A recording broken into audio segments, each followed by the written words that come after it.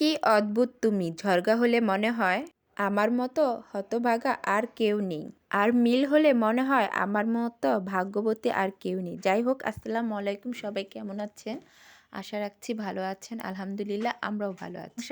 সংসার জীবনটাই এইরকম, যখন জামাইয়ের সাথে ঝগড়া লাগে মনে হয় আসলে অনেক আমি দেখে সংসার করছি, আর যখন মিল হয় মনে হয় না অনেক ভালো আছি আমি সবার থেকে।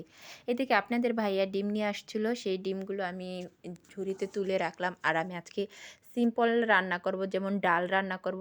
আগে আমি ডালটাকে বসিয়ে দিয়েছিলাম, এখন জাস্ট বাগার দিব। আর বাগার দেওয়ার পরে আমি ডাল নামিয়ে তারপর রান্না করব, জাস্ট ছোটো মাছের চচ্চড়ি করব। এই তো এদিকে আমি ডালটা বাগার দিচ্ছি।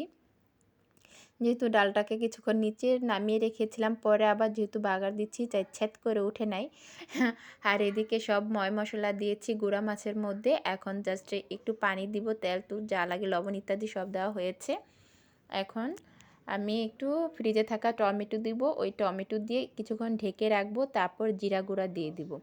আর জিরা গুঁড়া যেহেতু ছিল না, আমি ব্লেন্ডার করেছিলাম আর তারপরে আমি দিয়েছিলাম, আর তার জন্য আমি দেখানো হয় নাই। আর এদিকে আমি রান্না করব, গ্রামের বাড়িতে গিয়েছিলাম কিছুদিন আগে, সেখান থেকে কচু শাক নিয়ে আসছিলাম, মানে ফ্রিজে ডিপে ছিল, ওখান থেকে নিয়ে এসে রেখে দিয়েছিলাম। আবার এখানেও ডিপে রেখে দিয়েছিলাম।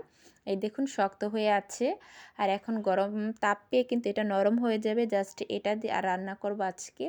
আর এটা কিন্তু খেতে অনেক ভালো লাগে আমার কাছে, ইলিশ মাছের মাথা দিয়ে অথবা চিংড়ি মাছ দিয়ে কিন্তু এই কচু শাকগুলো অনেক মজা, আর আয়রনের কাজ করে, শরীরের জন্য ভালো। আমি মাঝে মধ্যে এই শাকটা খেয়ে থাকি, আর বাচ্চাদেরও খেতে মানে বলি যে ওরা খায়।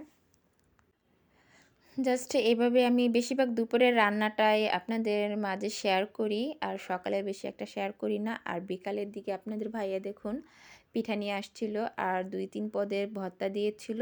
আর বিকালের নাস্তাটা এটা দিয়ে আমরা কমপ্লিট করেছিলাম। আর সবাই ভালো থাকবেন, নিজেকে ভালো রাখার চেষ্টা করবেন, আর 5 ওয়াক্ত নামাজ পড়বেন। আর এতটুকুই, আর কি বলবো, এখন আমরা খাবো। আর জাস্ট আল্লাহ হাফেজ।